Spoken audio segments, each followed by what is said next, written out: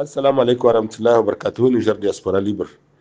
Yan Nijar da ke ƙasar Togo muna gaishe ku. Assalamu alaikum wa rahmatullahi wa barakatuhu. Kominiken da muka samu yau, kominiken na Haut Conseil Nigerian au Togo. President na Haut Conseil Nigerian au Togo ya ce a gaya ma 'yan Nijar da ke ƙasar Togo, wanda duk zai hita daga gidan shi hita da carte d'identité kin shi ko carte consulaire ko passport kin shi.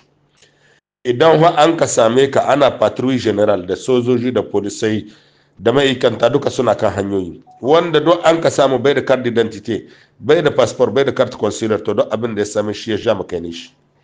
Domin haka kowa ya yada wannan vocal cikin group kin ne duka, kowa ya samu labari, kowa ya sani. 'Yan talla waɗanda ba su da carte consulaire ko carte d'identité su yi kokari su haɗa kansu ko su zo da hotunan su na ambassade, za a yi musu carte consulaire domin su hita. Wanda don an ka kama bai da takarda ko guda lalle kan na samun shi wallahi yana gane da Allah ɗaya ne, yana gane da Allah ɗaya ne. Domin haka kowa yi kokari ya hitar takardun shi. Assalamu alaikum.